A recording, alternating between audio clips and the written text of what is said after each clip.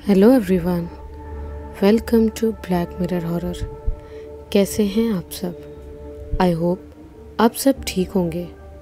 आज मैं आप सभी के लिए इफ़रीत जिन की कहानी का आखिरी पार्ट लेकर आई हूँ और उम्मीद करती हूँ कि यहाँ तक आपको कहानी पसंद आई होगी। कहानी पसंद आ रही हो तो इस वीडियो को लाइक और चैनल को सब्सक्राइब ज़रूर कीजिएगा और साथ ही बेल आइकन ज़रूर ऑन कर लीजिए, जिससे हमारी सारी कहानियों की अपलोड्स आपको समय से मिलती रहे। तो चलिए बढ़ते हैं हमारी कहानी में आगे। अब तक आपने सुना कैसे प्रीति के ऊपर इफ़रीत जिन ने काबू कर लिया था। राजीव ने प्रीति को दिखाने के लिए ओझा को भी बुलाया, पर जिन ने उसे मार दिया। फिर बेसमेंट की कब्र में अपना ठिकाना लगा दिया। उसके बाद मौलवी ने जैसे तैसे करके प्रीति से उस जिन को दूर करके कैद किया। अगर आपने इस कहानी के पिछले 2 भाग नहीं सुने हों तो पहले उन्हें सुन ले, उसके बाद ही ये वाला पार्ट सुने, वरना आपको कहानी समझ में नहीं आएगी। अगर आपने अभी तक इस कहानी के पिछले 2 भाग नहीं सुने हैं तो उनके लिंक मैं डिस्क्रिप्शन बॉक्स में दे रही हूँ। आप वहाँ पर जाकर क्लिक करके पिछले 2 भाग सुन सकते हैं। तो अब आइए बढ़ते हैं कहानी में आगे। मौलवी ने जिन की जानकारी देते हुए कहा, जिन कई तरह के होते हैं, घोल, मरीद, सिला, इफ़रीत और कई सारे जिन जो अच्छे और बुरे दोनों होते हैं। राजीव ने तुरंत पूछा, तो प्रीति के ऊपर किस जिन का साया है और उसे कैसे दूर कर सकते हैं? मौलवी ने गहरी सांस लेते हुए कहा, इफ़रीत जिन का साया है और उस बच्ची पर वो बहुत ही खतरनाक होते हैं। इफ़रीत जिन और मरीद जिन में क्या अंतर होता है? राजीव ने पूछा। मौलवी ने जवाब देते हुए कहा, सबसे पहले ये बता दूं, इफ़रीत जिन दिखने में बिल्कुल आग जैसे दिखते हैं। इफ़रीत जिन हम इंसानों की तरह ही जिन की संख्या बढ़ाने के लिए स्त्री के साथ संबंध बनाते हैं और अपनी इफ़रीत बना देते हैं। वो स्त्री उस जिन के लिए बहुत खास हो जाती है क्योंकि उस स्त्री के पेट में उनका अंश पल रहा होता है। राजीव मौलवी की बात सुनकर एकदम से घबरा गया। राजीव ने तुरंत चौंकते हुए कहा, क्या? कहीं उस जिन ने प्रीति के साथ? नहीं, ऐसा नहीं हो सकता। मौलवी ने राजीव को शांत कराते हुए कहा, शांत हो जाओ राजीव, जब तक मैं हूँ तुम्हें घबराने की ज़रूरत नहीं है। मौलवी साहब, मुझे बहुत घबराहट हो रही है। कहीं दोनों जिन्नात मिलकर हमला करे तो क्या होगा? कहीं बेसमेंट में कैद जिन्नात आज़ाद तो नहीं हो गया होगा ना? मौलवी ने परेशानी के साथ कहा, यही बात मेरे जहन में बार बार घूम रही है। आखिर वो बाहर आ गया होगा तो उन्हें रोक पाना बेहद ही मुश्किल होगा। राजीव ने हड़बड़ाहट के साथ कहा, तो अभी चलकर बचा लीजिए, वरना दोनों जिन्नात मेरी बीवी का हाल क्या करेंगे, मैं सपने में भी नहीं सोच सकता। मौलवी राजीव की बात मानकर अपनी दरगाह से ज़रूरी सामान लेकर राजीव के घर की तरफ चल दिया। कुछ ही देर में राजीव और मौलवी दोनों राजीव के घर पहुंच गए। राजीव ने देखा उसके पेरेंट्स काफ़ी घबराए हुए बैठे थे। राजीव की माँ थरथर काँप रही थी। राजीव ने तुरंत अपनी माँ के पास आते हुए कहा, क्या हुआ माँ, पापा, आप दोनों ऐसे क्यों बैठे हो? राजीव के पिता ने जैसे तैसे करके मुंह खोलकर शब्द निकालने की कोशिश की। राजीव के पिता कांपते हुए बोले, बेटा, बहू 5 आदमी की लाश लेकर घर में आई और हमारे सामने बैठकर उसे खा रही थी। बेटा, तू बहू को नहीं बचा पाएगा। राजीव के पिता को घबराता हुआ देखकर मौलवी ने शांत कराते हुए कहा, अब दोनों चिंता मत करो, मैं जब तक हूँ उस जिन्नात से बच्ची को बचा लूँगा। उससे पहले ये बताओ कि वो बच्ची कहाँ पर है? मौलवी के सवाल को सुनकर राजीव के पिता तुरंत ना में गर्दन हिलाते हुए बोले, मालूम नहीं, खाने के बाद वो आंखों के सामने ही गायब होकर पता नहीं कहाँ चली गई। मौलवी पूरे घर में अपनी नज़र फिरते हुए बोला, वो जिन्नात इसी घर में कहीं छुपे होंगे, हमें जल्दी खोजना होगा। राजीव ने तुरंत कहा, कहीं प्रीति बेसमेंट में तो नहीं? हाँ, हो सकता है, हमें पहले वहीं देखना चाहिए। मौलवी ने घबराहट के साथ राजीव से कहा। इसके बाद दोनों सीधा बेसमेंट के अंदर चले गए। बेसमेंट के घुप अंधेरे को देखकर राजीव ने जल्दी से अपने मोबाइल टॉर्च को जला ली। मौलवी अपने दबे कदमों से आगे बढ़ने लगा। राजीव भी मौलवी के साथ साथ इधर उधर खोज रहा था। मौलवी सीधा उस कब्र के पास जाकर झांकने लगा। मौलवी ने देखा तो कब्र के अंदर कुछ भी मौजूद नहीं था। कब्र खाली पड़ी थी। उसी बेसमेंट के दूसरी तरफ एक और कब्र बन चुकी थी। राजीव ने तुरंत मौलवी को पुकारते हुए कहा, यहाँ एक और कब्र है, ये ज़रूर दूसरे इफरीत जिन की होगी। मौलवी ने फिर से दूसरे कब्र में देखा तो उसमें भी कुछ नहीं था। दोनों ने मिलकर पूरे बेसमेंट को अच्छे से छान लिया था, पर उन्हें प्रीति का कोई पता नहीं चला। राजीव मौलवी को लेकर अपने कमरे में भी गया और वहाँ भी प्रीति उन्हें नहीं मिली। राजीव को समझ नहीं आ रहा था आखिर प्रीति कहाँ चली गई। उतने में राजीव के दिमाग में एक ख्याल आया। राजीव ने तुरंत मौलवी से कहा, एक जगह है जहाँ प्रीति जा सकती है, पक्का वो वहीं पर होगी। मौलवी ने राजीव के साथ जाने के लिए जैसे ही एक कदम बढ़ाया था, उसके कान में किसी के फुसफुसाने की आवाज़ आई। मौलवी के कान में आवाज़ सुनाई दी, ए बुड्ढे, मुझे पागलों की तरह मत खोज, मैं बेसमेंट के कब्र में ही हूँ, हिम्मत है तो आजा। राजीव मौलवी से काफ़ी आगे चला आया था, जिस कारण मौलवी ने उसे बताना ठीक नहीं समझा और सीधा नीचे उसी बेसमेंट के अंदर चला गया। मौलवी बेसमेंट के अंदर जाकर इधर उधर खोजने लगा। तभी फिर से मर्द की आवाज़ सुनाई दी, इधर आ बुड्ढे, मैं इधर हूँ। मौलवी ने देखा तो ये आवाज़ दूसरे नए वाले कब्र से आ रही थी। मौलवी ने फिर से टॉर्च की मदद से कब्र में झांका तो उसे कब्र खाली दिखी। मौलवी ने घबराहट के मारे आयतों को बुदबुदाना शुरू कर दिया। अचानक से कब्र की सूखी मिट्टी के अंदर एक भयानक सा चेहरा दिखाई पड़ा, जिसे देखकर मौलवी ने अपने कदम पीछे हटा लिए।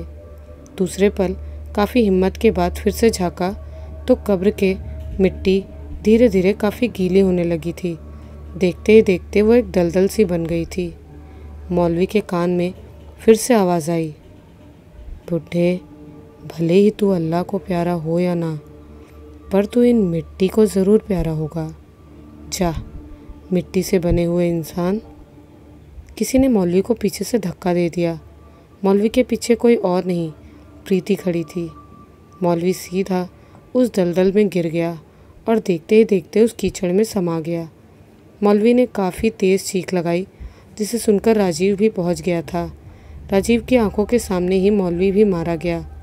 प्रीति काफ़ी खिलखिलाकर हंसे जा रही थी।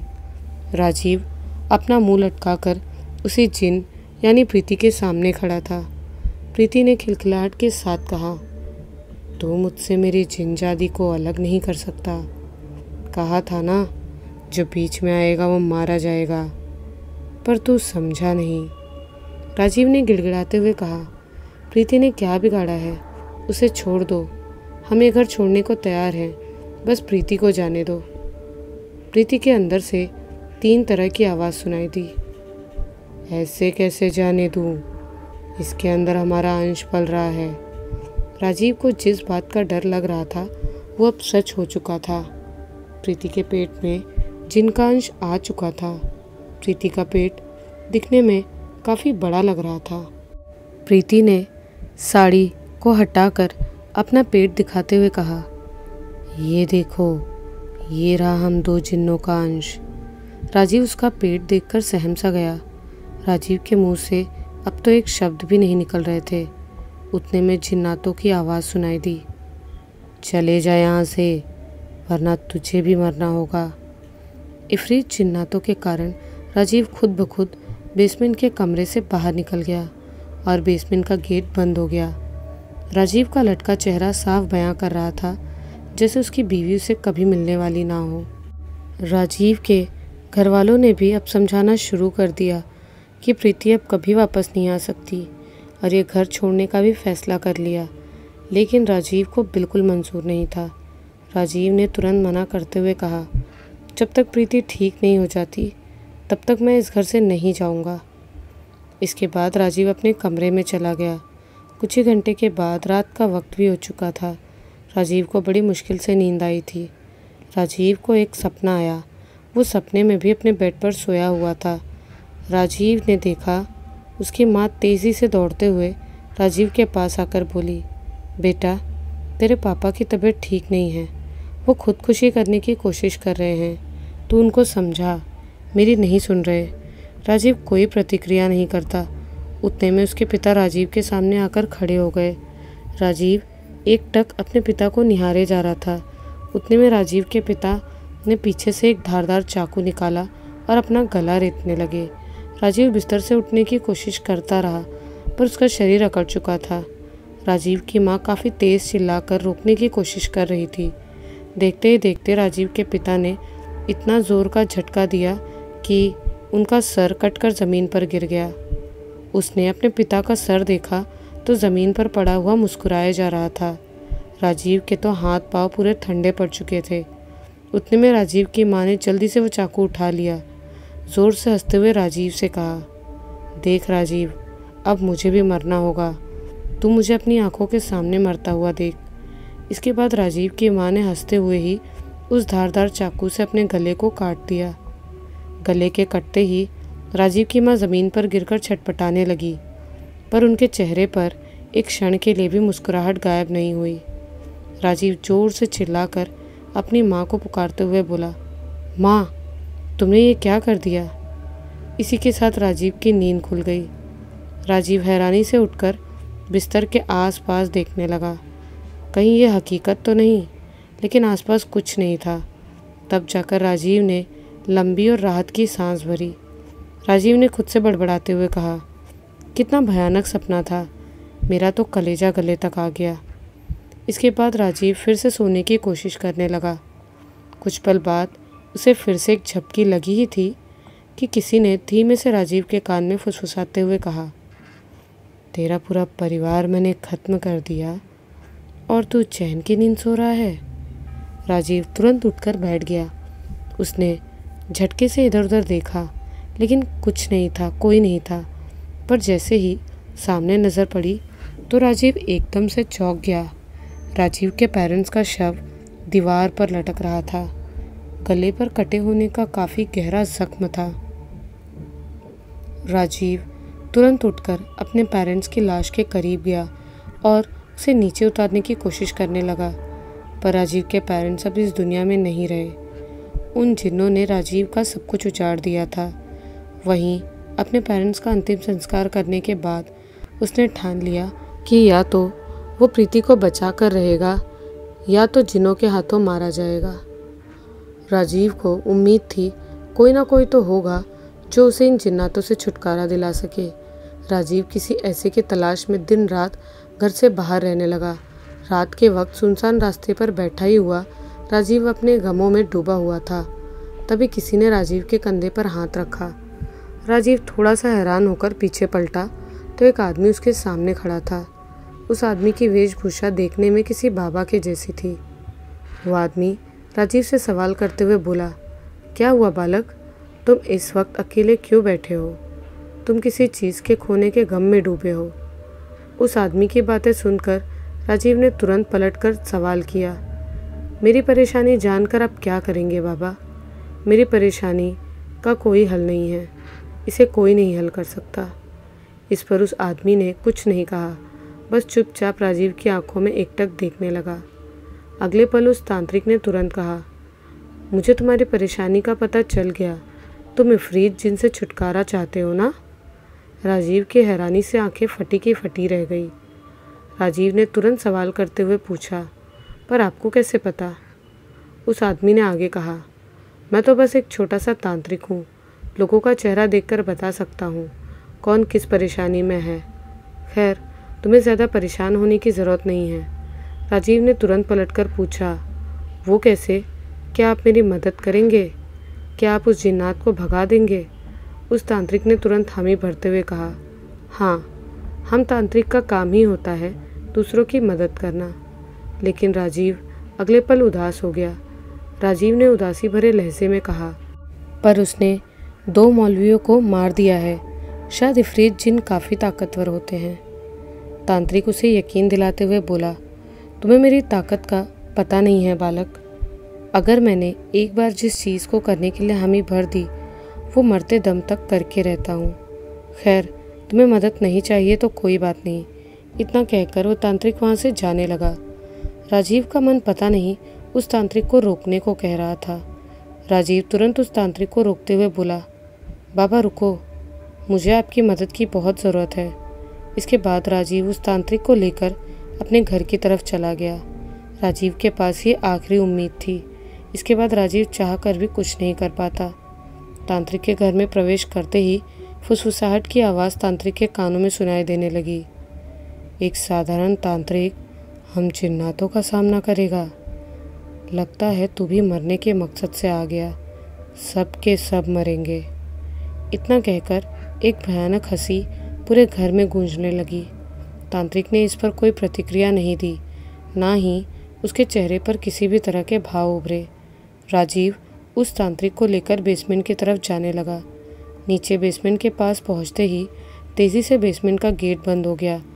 राजीव उस गेट को खोलने के लिए उस पर हाथ रखने जा ही रहा था, उतने में तांत्रिक ने उसे रोकते हुए कहा, रुको, गेट को मत छूना।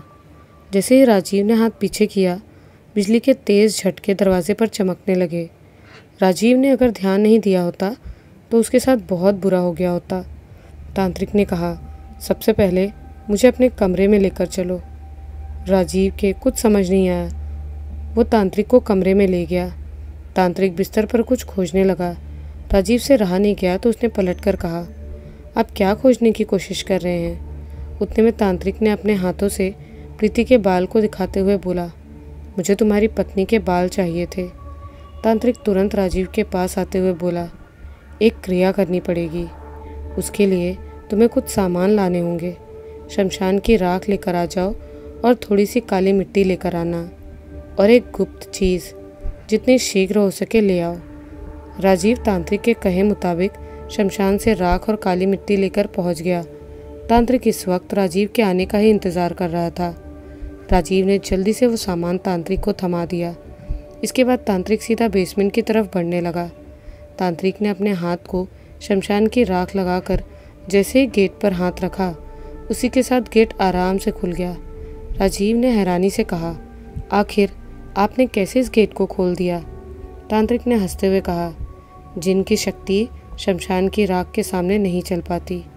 खैर, इसके बाद राजीव और तांत्रिक दोनों अंदर घुस गए। तांत्रिक ने इधर उधर नज़रें फेरते हुए जवाब दिया, सामने आओ मेरे, कहाँ छुप गए? अचानक उस तांत्रिक के कानों में काफ़ी धीमे धीमे रोने की आवाज़ सुनाई देने लगी। बेसमेंट में अंधेरा होने के कारण ठीक से कुछ भी दिख नहीं रहा था। तांत्रिक ने काफ़ी ध्यान से देखा तो एक कोने में प्रीति सिसक सिसक के रो रही थी। तांत्रिक धीरे धीरे उसके करीब बढ़ने लगा। तांत्रिक तुरंत उसके पास पहुंच गया और धीरे से उसके कंधे पर हाथ रख दिया। जैसे ही तांत्रिक ने प्रीति को स्पर्श किया, उतने में प्रीति के शरीर में इंसान से बदलकर आग जैसा परिवर्तन होने लगा और उसका पूरा शरीर आग जैसा होने लग गया था। तांत्रिक ने तुरंत अपने कदम पीछे हटा लिए। उस जिन ने तांत्रिक पर हमला कर दिया। तांत्रिक उसे अपने मंत्र शक्ति से रोकने की कोशिश करने लगा। तांत्रिक ने अपने हाथों में राख लेकर जैसे जिन के ऊपर फेंका, वो राख उस आग को कम करने लग जाती थी। धीरे धीरे तांत्रिक उस जिन पर भारी पड़ने लगा था। तांत्रिक ने उसे अपनी मंत्र शक्ति से बुरी तरह से हरा दिया था। कुछ ही पल में वो जिन बेजान सा होकर कब्र में जा गिरा।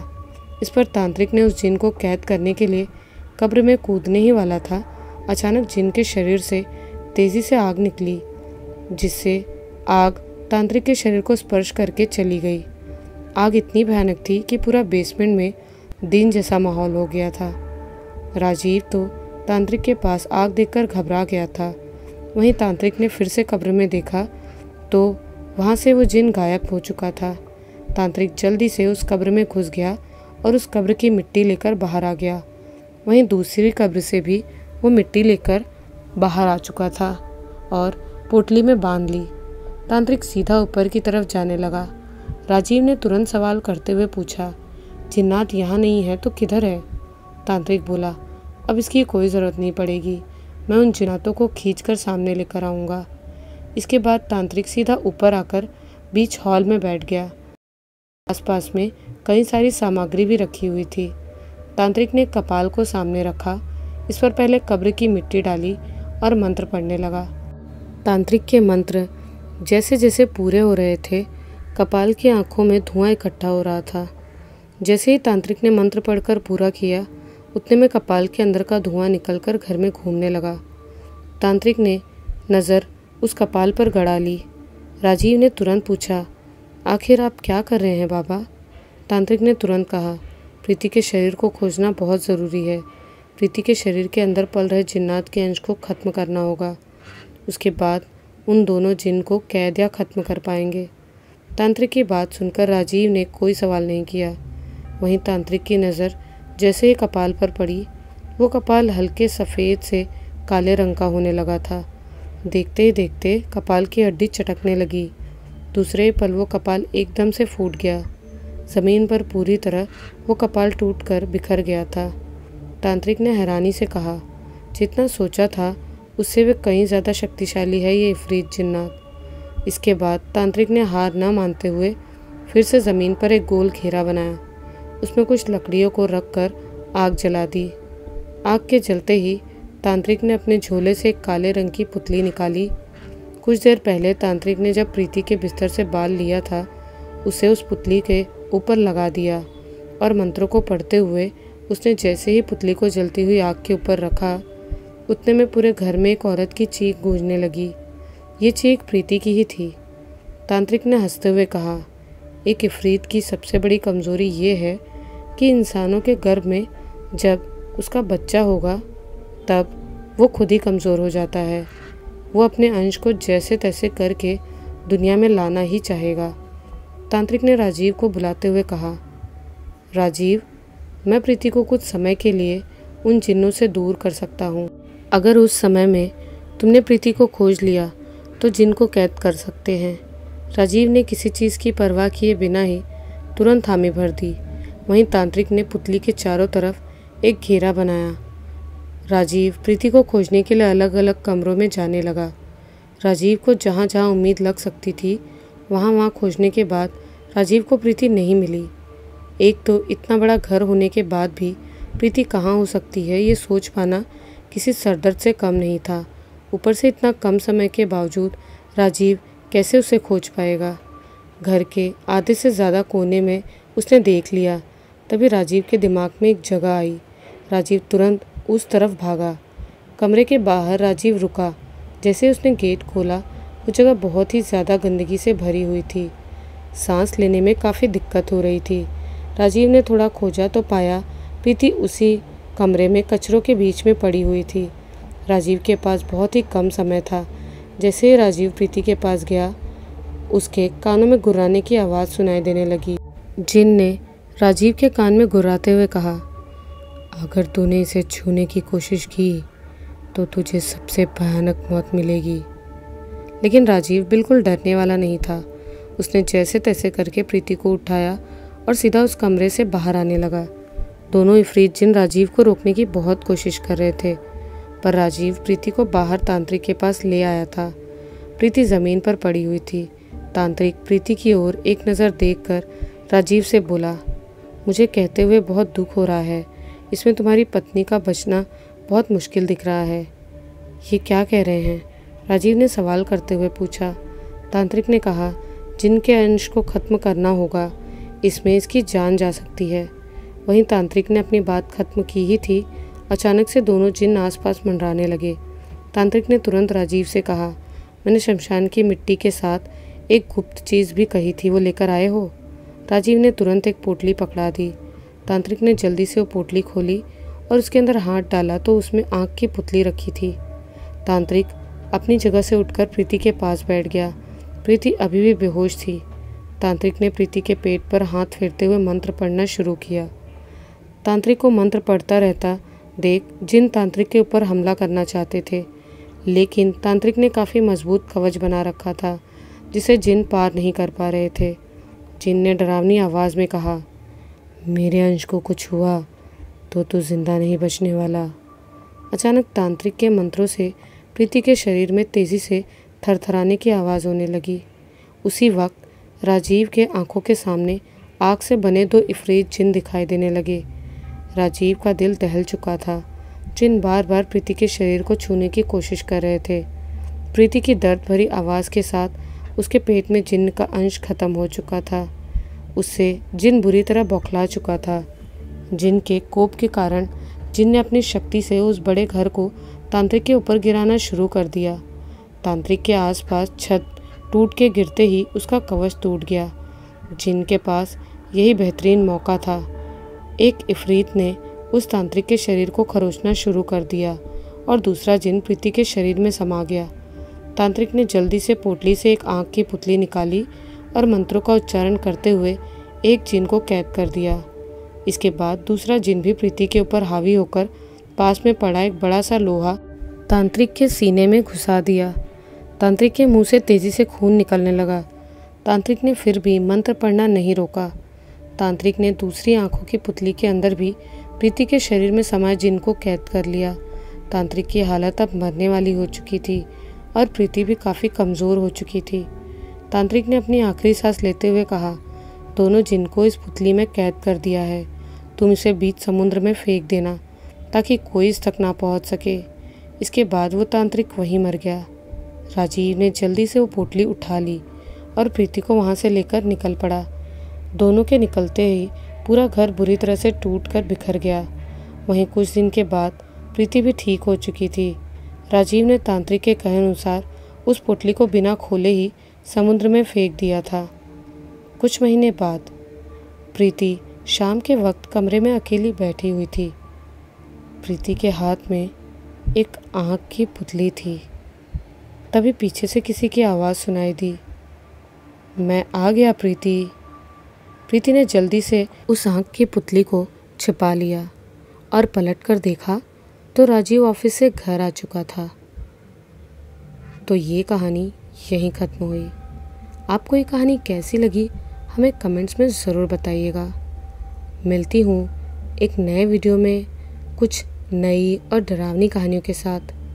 तब तक के लिए बाय एंड टेक केयर।